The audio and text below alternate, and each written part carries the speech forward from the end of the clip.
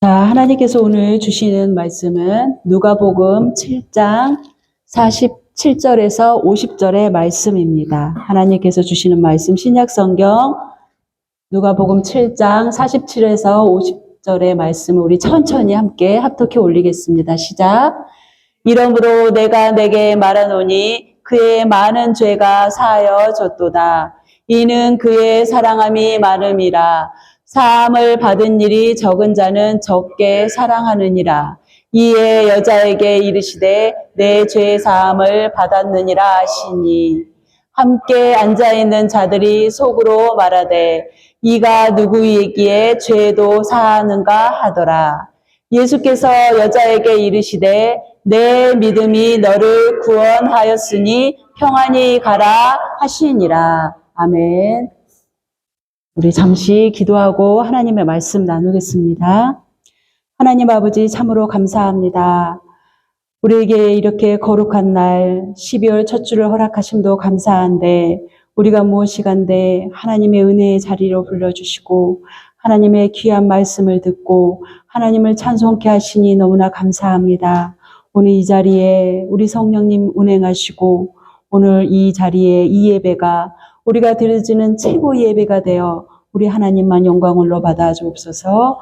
또 이 자리에 여러 가지 사정으로 나오지 못한 우리 형제 자매님들 그 가정마다 형통케 하여 주시고 오늘 이 거룩한 주일을 어떤 상황에서도 예배드릴 수 있는 믿음으로 나아가게 도와 주시옵소서.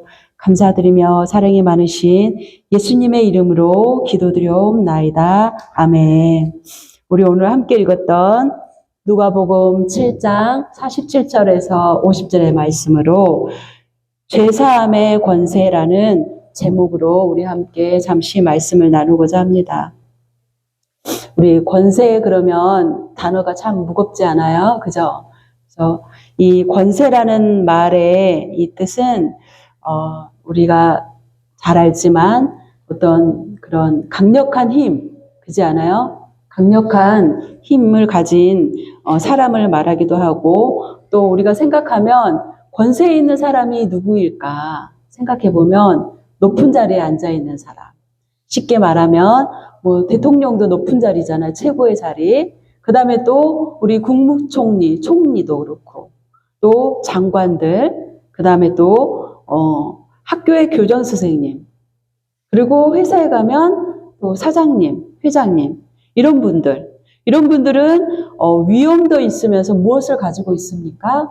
권세를 가지고 있어요. 그래서 어떻게 보면 다 그런 건 아니지만 이 권세를 가진 사람들은 좀 힘이 약한 사람들 앞에 자신의 그런 파워를 드러내기도 합니다.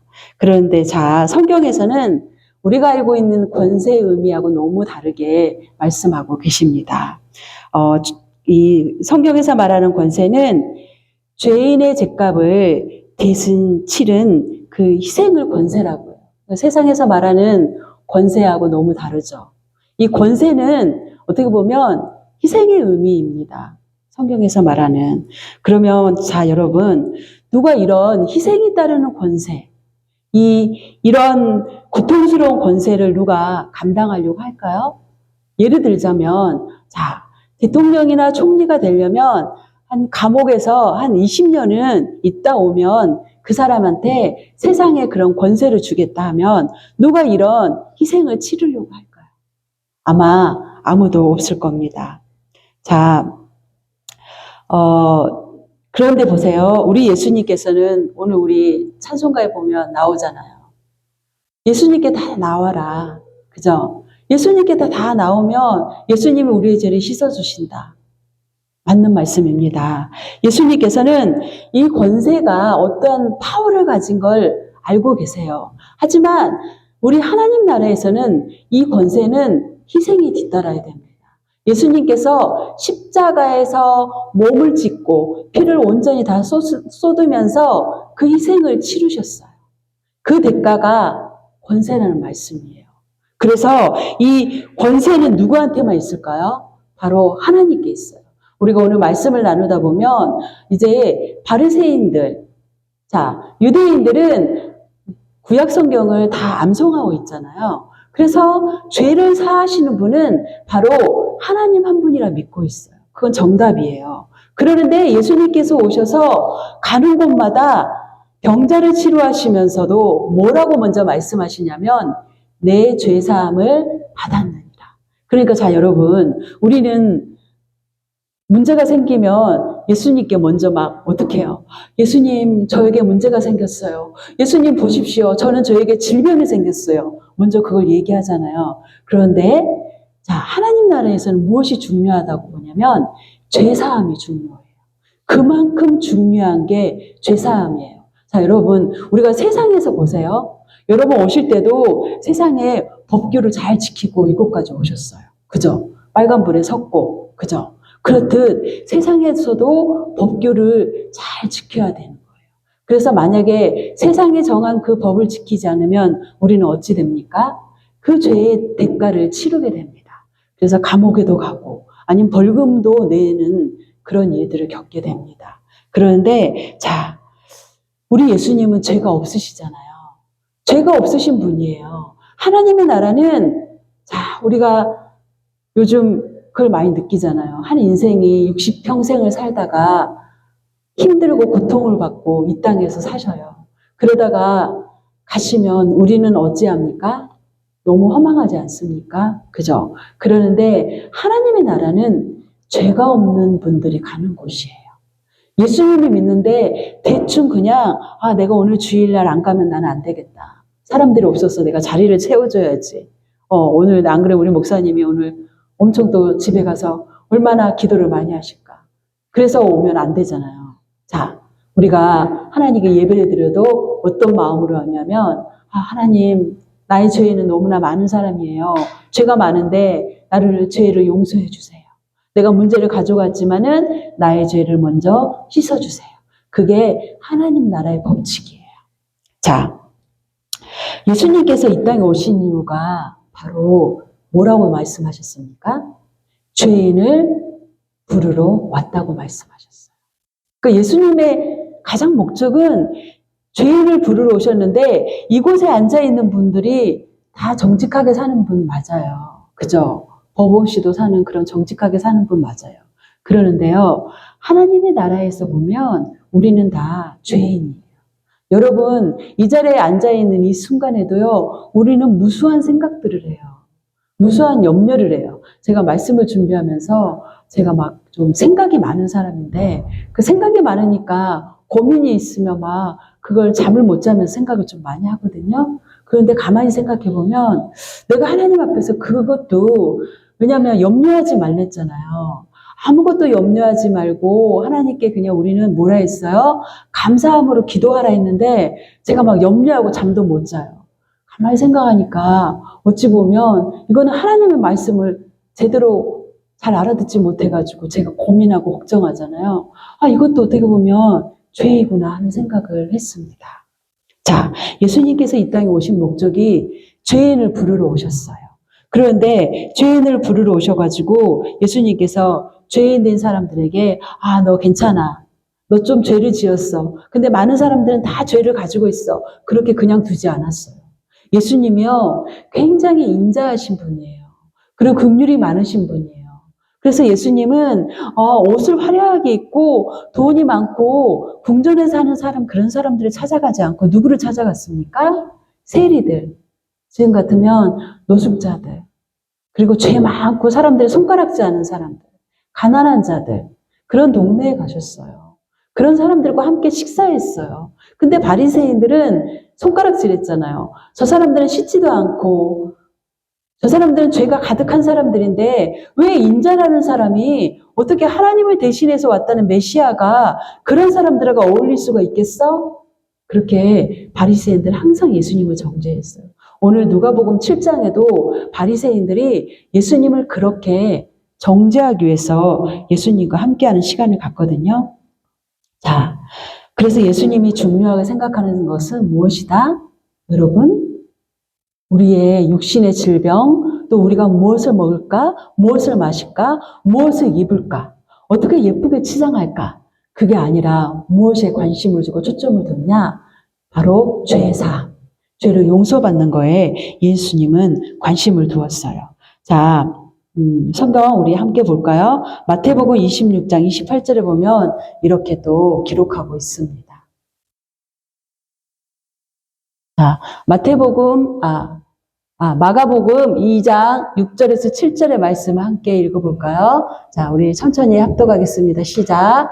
어떤 서기관이 거기에 앉아서 마음에 생각하기를 이 사람이 어찌 말하는가?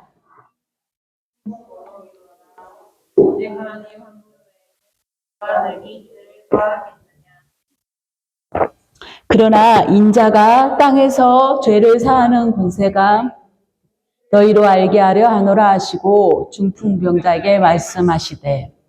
자, 여러분, 자, 인자가 땅에서 죄를 사하는 권세가 없다고 말씀하셨어요? 아니에요.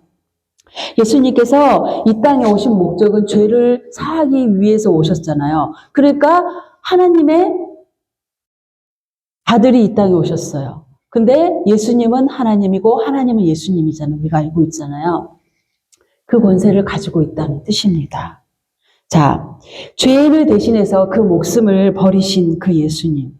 자, 하나님은요, 그 하나밖에 없는 아들, 하나밖에 없는 자녀를 우리에게 내어주셨어요. 그보다 큰 사랑이 이 세상에 있을까요? 여러분들 자녀를 우리 이 자리에 계신 분들은 정말 너무 놀랍네요. 다 3명의 형제들이 있는 분들만 앉아 계세요. 자, 부모님들이 하나만 사랑할까요? 아니에요, 여러분. 3명 다 하나도 다르지 않도록, 자, 컵에 물이 차잖아요. 그러면 어떤 컵에 물을 부으면, 규림이가 웃어요. 우리 엄마는 아닌데. 나만 사랑한대. 오빠들은 안 사랑해. 아니에요, 여러분. 막내도 사랑하고, 큰애, 둘째. 같이 사랑해요. 자, 글라스에 물이 차여 있으면 그 물을 똑같이 부으려고 하잖아요. 여러분, 믿어주세요. 똑같이 사랑합니다. 하나님은 우리를 그처럼 사랑하세요. 자, 근데 여러분 보세요. 죄를 용서받기 위해서는 필요한 게 있어요. 뭘까요? 그냥 예수님께 와가지고, 예수님, 나는 죄가 무게가 엄청 정말로 한 100kg 될 것 같아요. 그럼 예수님, 너 죄 100kg 된 거 나한테 말했어. 고마워. 그럴까요? 아니에요. 자, 죄를 용서받기 위해서는 중요한 게 딱 하나가 있어요. 필요한 게 뭐냐면, 바로 여러분, 믿음이에요. 오늘 우리가 이따가 7장에 보면 이제 예수님께서 그 말씀하시거든요. 그래서 여러분 보세요. 그 믿음의 가장 큰 그런 특징은 어떤 거냐면, 자, 우리가 오늘 찬송하는데 굉장히 마음이 너무 참 가사 내용이 구구절절. 우리가 어렵고 힘든 상황을 갈지라도 어떻게 해요? 예수님과 함께 가야 된다는 그런 내용이잖아요. 우리가 슬프고 힘들고 우리의 상황이 눈앞에 보이는 게 절망이잖아요. 되는 것도 잘 없고 어떻게 우리의 뜻대로 안 되고 왜 이럴까? 하지만 문제가 하나가 다가오면 수십 개가 연달아 다가와서 일어날 수 없는 그런 상황들이잖아요. 그런데 여러분 보세요. 자, 이러한 어렵고 풍파 같은 이러한 상황 속에서도 좋으신 하나님은 어제나 오늘이나 동일통으로 영원한다 하셨잖아요. 그러니까 자 보세요. 여러분, 기쁨이 우리한테 있어야 돼요. 그 기쁨이 있어야 되는데 기쁨 안에 있으면 뭐예요? 죄로부터 자유함입니다. 예수님 믿으면 사람들이 저 사람은 별로 기쁠 것도 없어 보이고 저렇게 찌질이 가난하고 어려워 보이는데 왜 이렇게 저렇게 웃을까? 왜 그런지 알아요? 죄로부터 자유함을 누리기 때문입니다. 자, 제가 말씀을 준비하면서 생각을 해봤어요. 그래, 나는 어떤 상황일 때 기쁠까? 내가 어떤 상황일 때 나는 정말 행복했을까를 곰곰이 생각해 보았어요. 그런데 행복하고 기쁘고 즐거운 날들이 왜 없겠어요?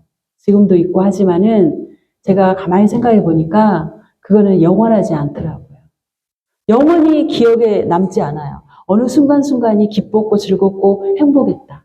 그러는데 자 여러분, 나의 추한 죄, 남들이 모르는 그런 죄들이 다 가지고 있어요. 솔직히. 그죠? 그런 죄를 용서받은 거예요. 우리가. 이보다 더 큰 기쁨이 어디 있을까 저는 생각을 해봤어요. 누가 나의 죄를 용서할까? 이 무거운 죄, 남이 알지 못하는 이 죄를 과연 누가 나를 용서해주고 나를 받아줄까? 근데 여러분, 그게 주님입니다. 하나님은 우리가 하나님을 처음 만났을 때 우리의 죄악을 고백했잖아요. 그럴 때 남들은요, 내가 너한테 예전에 이런 잘못을 했어.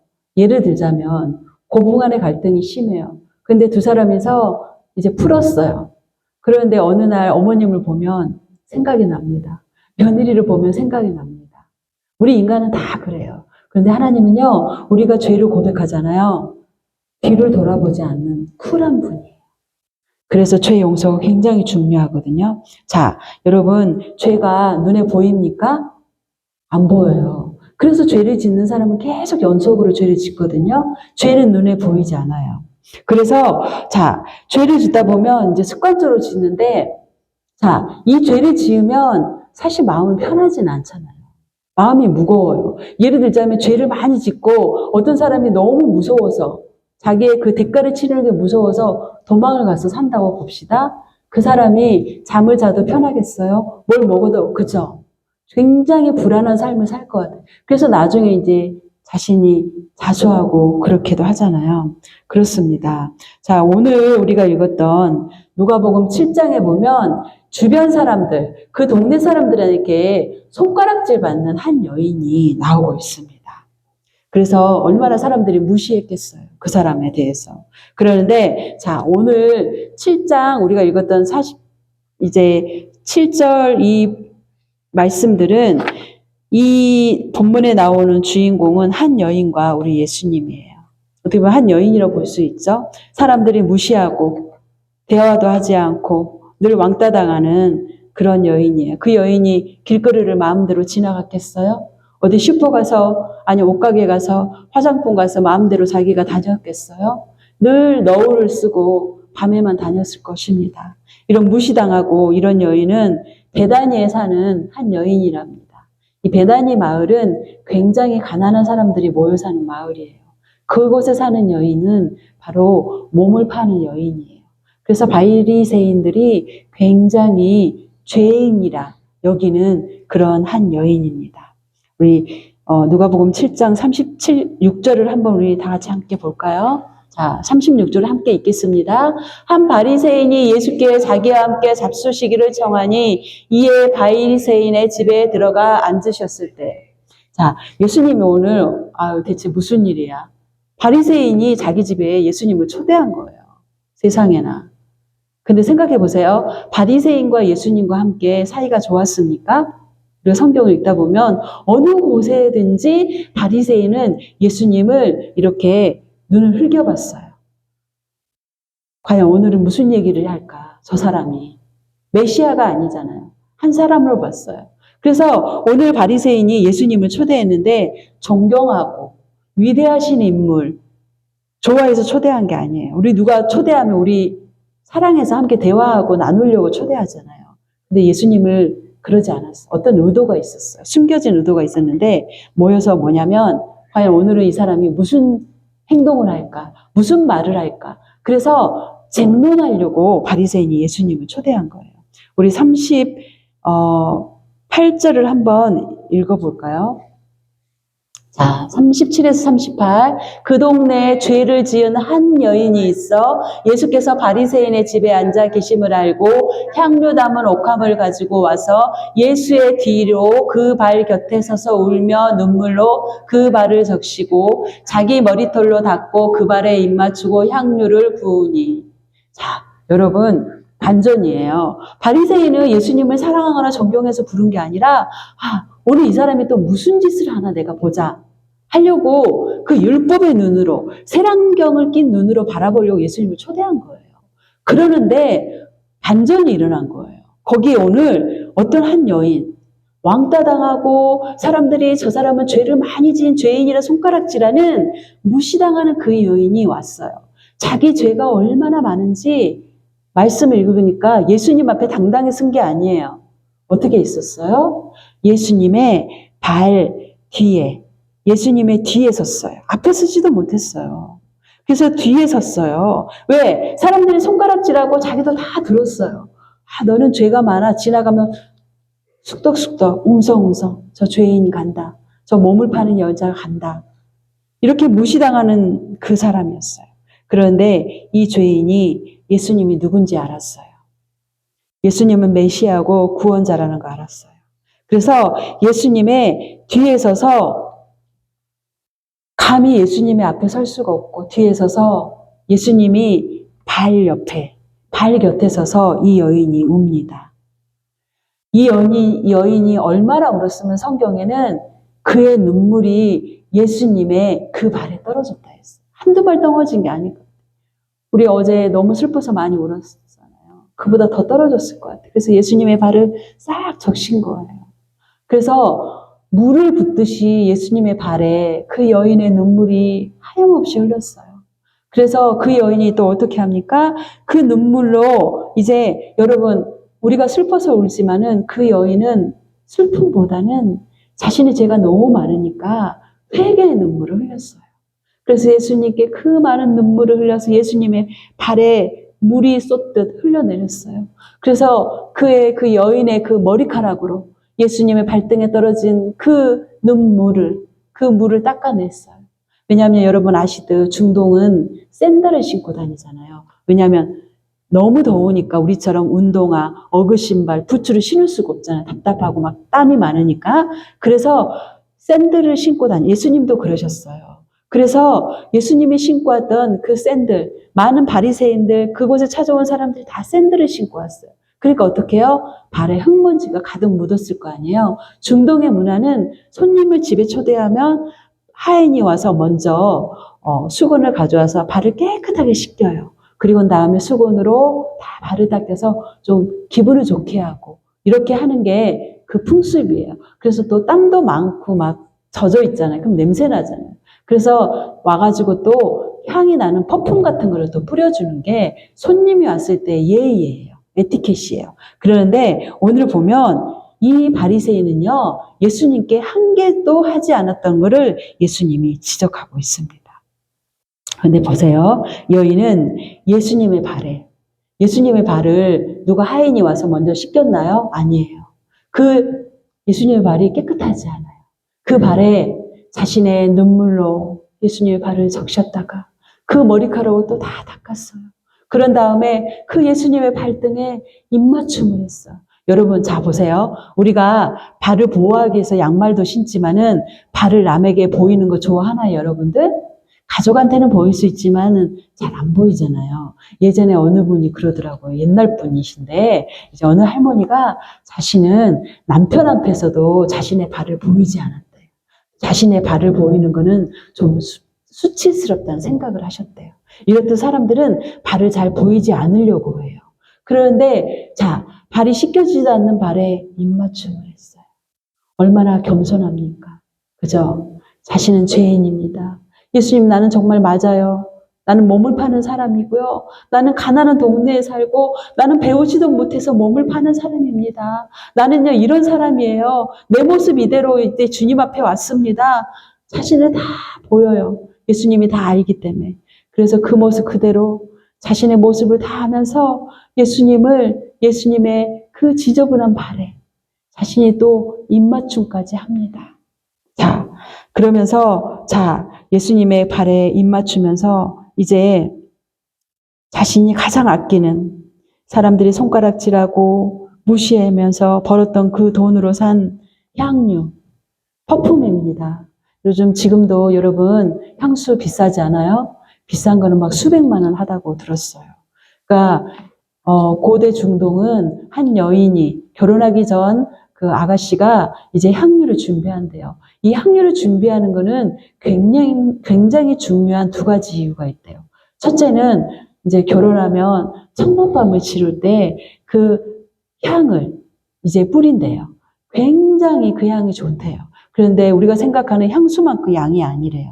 그 양은 몇 방울 안 되는 향에 우리가 알고 있는 도자기 같은 그 투명한 병에 들어있는 작은 병인데 굉장한 고가의 그런 거래요. 그래서 우리 결혼 전에 아가씨가 결혼하려면 그것 준비하는데 굉장히 많은 돈이 들어가는 그런 액수래요. 그런데 그거를 가지고 예수님의 사실은 장례를 준비하는 거예요. 자, 첫날 밤에 우리가 첫날 밤을 치르면서 그 향수를 뿌린대요. 그리고 두 번째는 남편이 돌아가셨을 때 이제 사람이 죽으면 썩잖아. 지금처럼 무슨 냉동하는 기술이 없잖아요. 더운 나라에서 사람이 썩으면 냄새 나니까 그 향을 남편의 머리에다가 발라준대요. 그렇게 해서 그만큼 양이 굉장히 작았다는 고가에 그걸 예수님의 앞으로 십자가에 죽을 그 예수를 위해서 이제 장례를 준비하는 겁니다. 자, 보세요. 이런 거를 예수님이 이제 지적하는 거예요. 예수님이, 자, 바리새인들은, 자, 말씀에 보면 뭐라 하냐면, 이제 예수님이 그 바리새인 집에 왔는데, 손님 접대에 대해서 하나도 안 했어요. 이건 고의적인 거잖아요. 예수님이 오셨으면 발도 씻겨주고, 향유도 냄새나는 좋은 걸 또 해주고, 그렇게 해주셔야 되는데, 거기 바리새인은 그렇게 해주지 않았어요. 그래서 예수님께서 그 바리새인에게 이제 말씀하는 내용이 나오는데요. 그 전에 예수님께서 이런 비유의 말씀을 하세요. 우리 41장 말씀을 함께 읽어볼까요? 우리 40절에서 43절의 말씀을 우리 함께 읽겠습니다. 시작.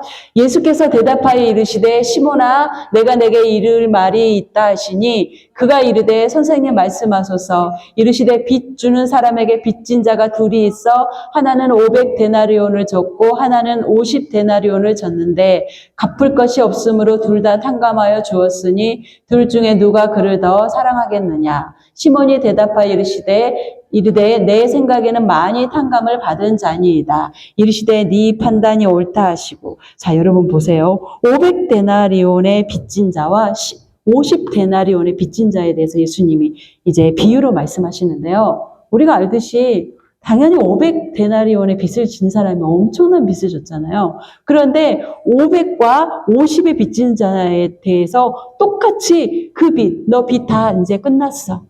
은행에 우리가 여기 스코시아 뱅크에 빚을 냈어요.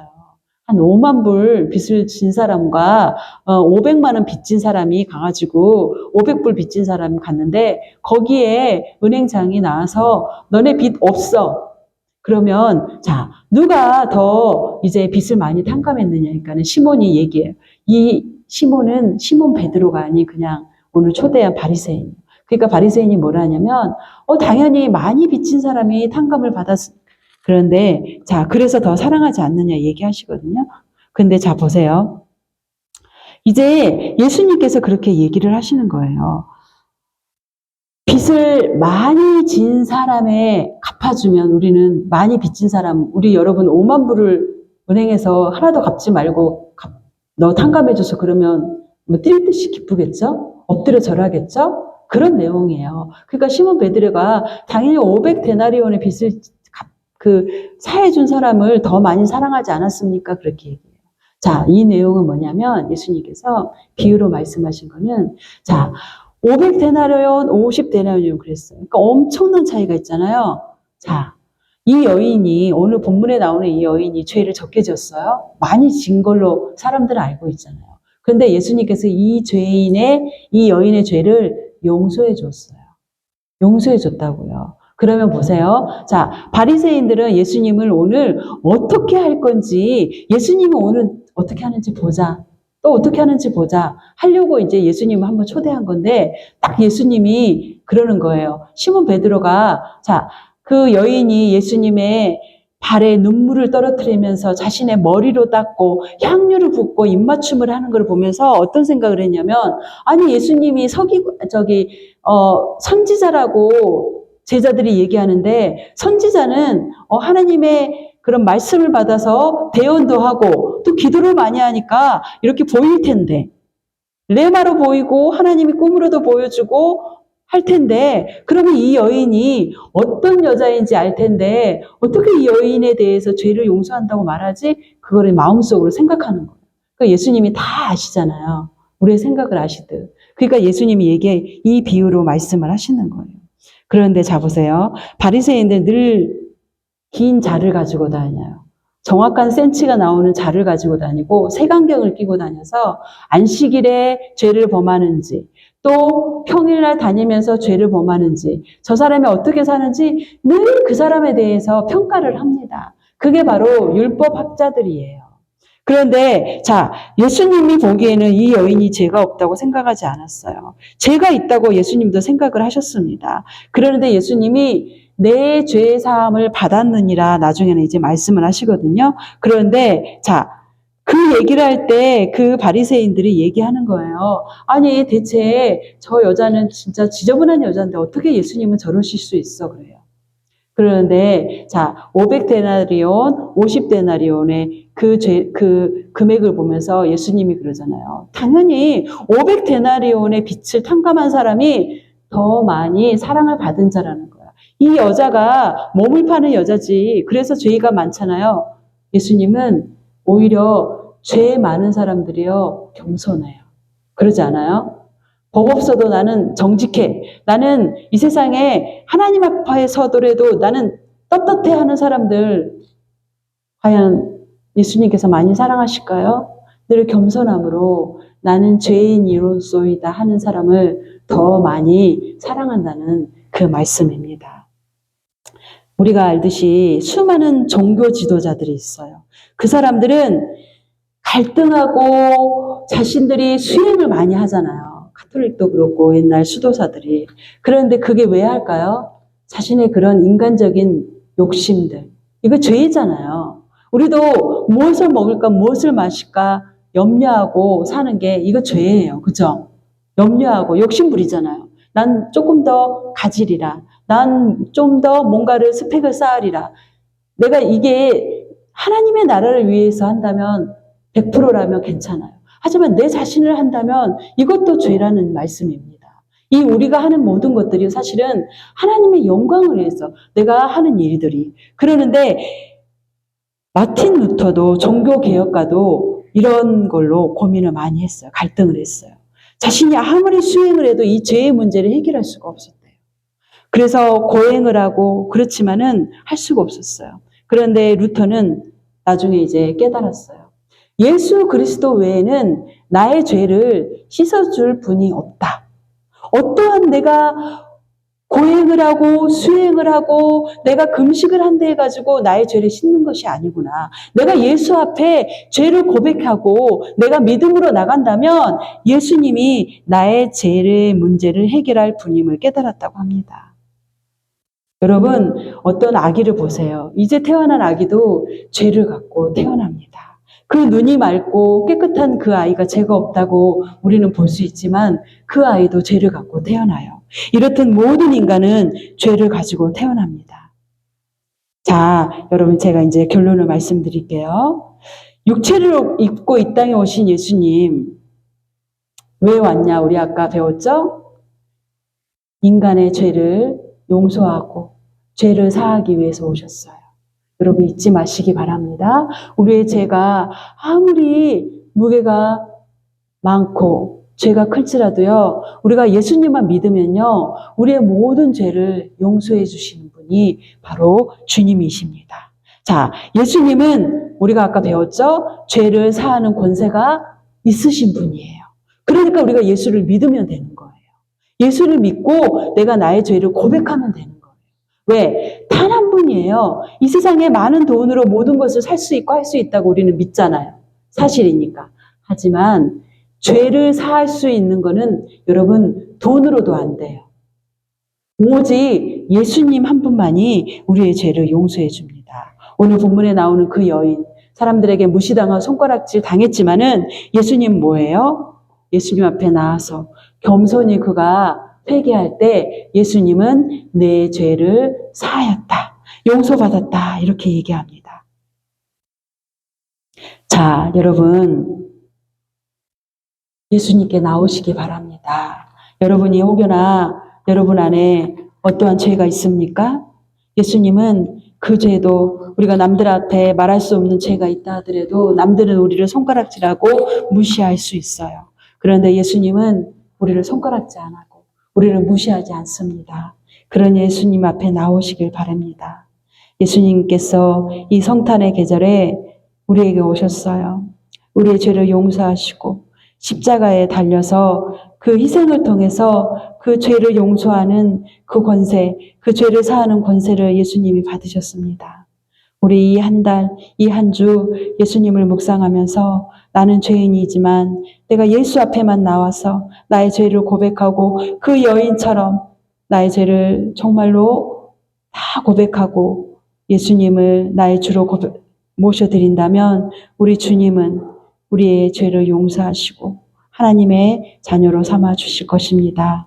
오늘 우리가 죄사함에 대해서 배웠잖아요. 미국에 1993년도에 서씨라는 가족이 이민을 와서 살고 있는데요. 뭔가 잘못된 일로 한 사람이 100년의 그런 형을 받았어요. 우리가 아마 여기 계신 분들은 거의 알고 있는 내용인데 제가 조금 여러분들 죄사함의 그런 이해를 돕고자 한 영상을 준비했습니다. 함께 보시겠습니다. 어머니의 재산을 노린 누나에게 소가 살인을 저지르고 무려 2년 전에 저희가 공격중이던 데리고 앤드류처가 30년 만에 조기석방됐습니다.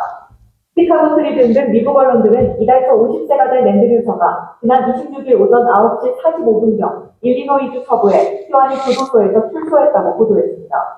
이날 교도소 앞에는 오랜 기간 그의 사면운동을 펼쳐왔던 시카고 한인교회 교인들과 변호사 등이 모여 앤드류에게 도구를 건네며 기쁨을 나눴습니다. 지역 언론인 시카고 트리뷴은 지난 30년 동안의 부정적인 것들을 씻어낸다는 의미로 두부를 먹는 앤드류의 사진과 함께 이를 한국의 전통이라고 소개했습니다. 눈물을 글썽인 앤드류는 언론과의 인터뷰에서 말로는 다 표현할 수 없는 감정이라며 정말 감사하다, 앞으로 정말 잘하겠다는 소감을 밝혔습니다. 앤드류 서희 비극적인 사연은 지난 2010년 발표된 다큐멘터리 영화 서신의 집, 더 하우스 오브서를 통해 조명됐습니다. 1974년 서울 출생인 서씨는 2살 때인 1976년 군장교 출신 아버지와 약사 출신 어머니를 따라 5살 많은 누나 캐서린 서와 함께 미국 시카고로 이민 갔습니다. 하지만 서씨가 11살 되던 해 아버지는 암으로 세상을 떠났고 2년 뒤에는 생계를 위해 세탁소를 운영하던 어머니마저 강도에게 살해당하는 끔찍한 일이 벌어졌습니다. 당시 누나인 캐서린에게는 2달 전 교제를 시작한 남자친구 로버트 오두베인이 있었는데 어머니의 죽음 직후 오두베이는 남매의 집으로 이사를 와 함께 살기 시작했습니다. 이때부터 18살의 캐서린은 13살 앤드류의 보호자 역할을 맡게 됩니다. 부모님을 잃은 슬픔에도 불구하고 앤드류는 유명 사립고등학교의 학생회장을 지내고 미식축구 선수로 뛰어난 활약상을 보이면서 우등생으로 대학에 진학했습니다. 1993년 가을 그는 로드아일랜드에 있는 프로비던스 대학에서 전액장학금을 받는 총망받는 2학년생이었습니다. 하지만 모든 것이 순식간에 변하기 시작했습니다. 누나로부터 오두베인이 엄마를 죽였고 상속받은 재산을 도박으로 탕진하고는 자신을 학대한다는 소식을 듣게 되면서부터였습니다. 그해 9월 25일 그는 대학에서 비행기를 타고 집으로 돌아왔습니다. 그리고는 집착오에 통과 비행기표를 미리 숨겨놓은 누나의 뜻대로 오두베인이 탑으로 들어올 때까지 몇 시간 동안 그곳에서 기다렸습니다. 앤드류는 이날 당시 31세였던 오두베인의 목과 머리에 총을 쏴 살해했습니다. 남매는 경찰의 강력한 수사 끝에 약 6주 후 따로 체포됐습니다. 당시 검찰은 남매가 오두베인 명의의 생명보험금 25만 달러를 노리고 범행을 저질렀다고 발표했습니다. 하지만 앤드류는 2017년 트리뷴과의 인터뷰에서 그가 누나의 주장으로 피해자를 죽였다고 말했습니다. 그는 오두베인으로부터 누나를 보호하고 엄마를 죽인 그에게 보복을 해야 한다는 잘못된 인식에 사로잡혀 그를 살해했다고 털어놨습니다. He did it because I thought that was the right thing. 또 80만 달러의 재산을 상속받기 위해 누나가 어머니를 살해했다고 주장했습니다. 사건 이후 관계가 틀어진 이들 남매는 수십 년 동안 서로 연락을 끊은 상태입니다. 캐서린은 남동생을 조종하여 살인을 저지르게 한 판문파탈로 그간 미국 언론에 묘사됐습니다. 블랙 위도우, 이른바 검은 미망인으로 불리는 그녀는 남매의 재판이 열리기 며칠 전 불구속 상태에서 구주함으로써 공생을 벌였습니다. 그녀의 실종은 언론의 열광을 불러일으켰고 이 사건은 1996년 1월 미국 유명 TV 프로그램인 아메리카스 모스트 원티드에 실리기도 했습니다. 부대중 살인죄로 유죄 판결을 받은 캐서린은 그해 3월 하와이 호놀룰루에서 FBI에 자수했습니다. 현재 54세인 그녀는 동신형을 받고 복역 중으로 가석방 대상이 아닙니다. 앤드류는 1995년 100년형을 선고받고 항소해 80년형으로 감형받았습니다. 앤드류의 조기석방은 그의 안타까운 사연을 접한 교민들을 중심으로 펼쳐진 사면 청원과 그의 모범적인 감방 생활 때문이었습니다. 교민들은 2002년과 2017년, 2020년 세 차례에 걸쳐 일리노이 주정부의 사면을 청원했지만 모두 거부당하자 2023년 또다시 청원을 했습니다. 재활 프로그램에 대해 소급 선고 크레딧을 부여하는 새로운 주법도 결정적 역할을 했습니다. 교도소 기록에 따르면 앤드류의 징계 기록은 지난 30년 동안 거의 완벽에 가깝습니다. 인증된 안경사가 되는 것을 포함한 여러 재활 및 교육 프로그램을 수료한 것은 물론 장애를 가진 수감자들을 돕고 이전에 다니던 교도소의 호스피스 팀에서 자원봉사를 했습니다. 또한 죄수들을 위한 소식지를 공동 집필하고 위험에 처한 청소년들을 위한 멘토링 프로그램에도 참여했습니다. 허 씨의 변호사에 따르면 1월 1일부터 시행된 이 법에 따라 앤드류는 4,000일가량의 크레딧을 획득한 것으로 추정됩니다. 한편 1987년 허 씨 남매의 어머니 사망 사건에 대해 경찰은 캐서린과 오두베인이 서로에게 알리바이를 제공했다고 말했습니다. 어머니 엘리자베스 서 씨의 시신은 그녀의 사업장인 세탁소의 옷더미 아래에서 35번 이상 칼에 찔린 채 발견됐습니다. 최근 몇 년 동안 경찰은 더 발전된 기술이 살인자의 신원을 밝혀낼 수도 있다는 희망하에 오래된 범죄 현장 증거들을 실험했지만 결정적 증거를 입증할 만한 단서를 산출하는 데 실패했다고 말했습니다. 이로 인해 어머니 서 씨 사건은 여전히 풀리지 않은 채 남게 됐습니다. Smart news. Good story.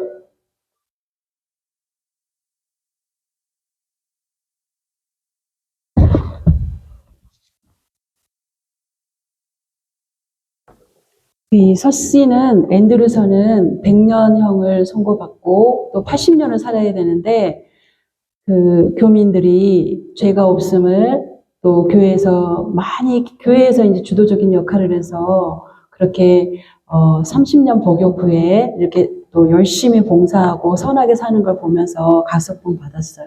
그런데 자 여러분 오늘 예수님께서 그 죄 많은 사람 그 여인을 용서해 주셨잖아요. 그 용서한 거는 바로 오늘 서 씨, 그죠?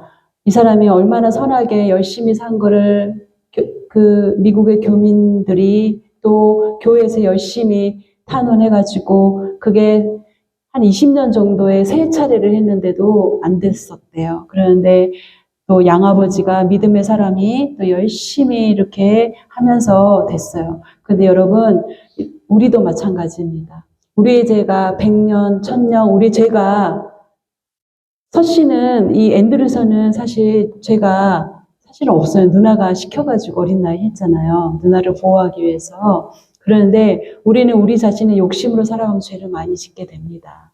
그런데도 여러분 주님 앞에 나오면 우리 주님은 우리의 죄를 말갛게 씻어주시는 그런 분이십니다. 우리 함께 기도하겠습니다. 사랑이 많으신 아버지 하나님, 우리는 100년이 아닌 1000년 만년의 감옥에서 있어야 될 죄인입니다. 하나님을 욕되게 했고 구주가 어디 있느냐 핍박할 때도 너무 많이 있었던 존재임을 고백합니다. 하나님, 우리의 죄를 사하기 위해서 저 십자가에 달려 물과 피까지 쏟으신 그 주님, 우리가 오늘 이 시간 이후로 이제는 주님이 나의 구주임을 고백하며 주님만이 우리의 죄를 용서해 주실 분이라는 고백과 함께 믿음으로 주님 앞에 서는 우리가 되어지길 원합니다. 우리의 모든 성도님들 주 앞에 와서 우리의 죄를 자백하고 우리 좋으신 그 주님께 용서받고 그 사하시는 그 주님 앞에 나와서 정말 이제 빛되신 주님을 위해서 살아가는 우리 성도님들 되어지게 하시고, 특별히 우리 어린 친구들, 우리 청년들 어느 곳을 가든지 특별히 다른 주에 있는 우리 청년들 건강함으로 주의 앞에서 정말 열심히 살아가게 하시고 늘 우리를 용서하시는 그 사랑의 주님을 만끽하며 전하며 살아가는 우리가 되어지게 도와주옵소서. 감사드리며 예수님의 이름으로 기도드립니다. 아멘.